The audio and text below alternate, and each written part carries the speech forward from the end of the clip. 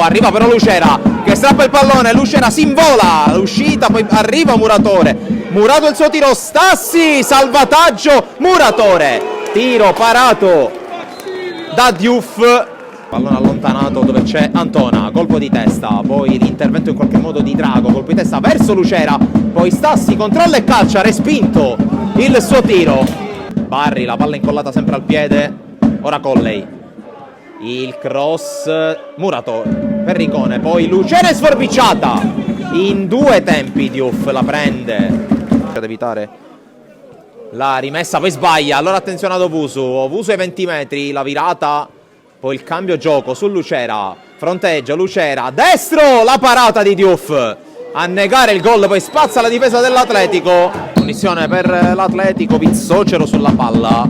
spiove verso l'area di testa Antona, poi conclusione che non scende a sufficienza per Scrozzo,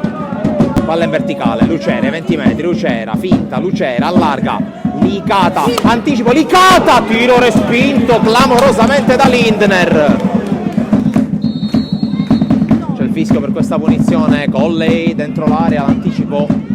poi controllo d'ultimo uomo Licata che pensa al destro, palla che esce,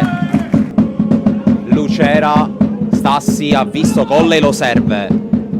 Colley si è buttato dentro Lucera, la posizione è regolare, Lucera davanti a Diouf che gli sbarra la strada, poi ancora Lucera sul fondo, Lucera mette in mezzo, Diouf para anche questa, velocissimo Maranzano, è un 3 contro 3,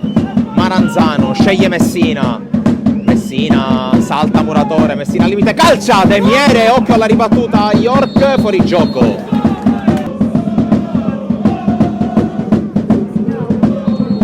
La punizione per l'Atletico, pallone che spiove, attenzione York,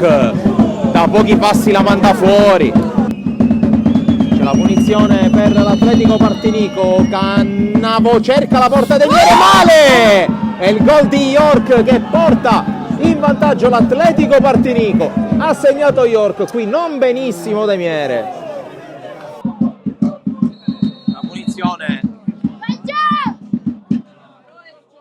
si prende la rincorsa, troppo alto. Palla verso l'area, Ovusu prolunga, pallone che rimane lì e per poco, un po' Lio, un po' Muratore e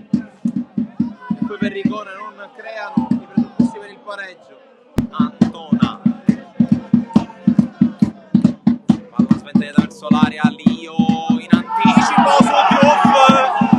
l'arbitro lascia giocare, poi calcio d'angolo per il Gemini e per l'arbitro può passare così, ha vinto l'Atletico Partinico che spugna San Giovanni Gemini 1-0, gol di York decisivo.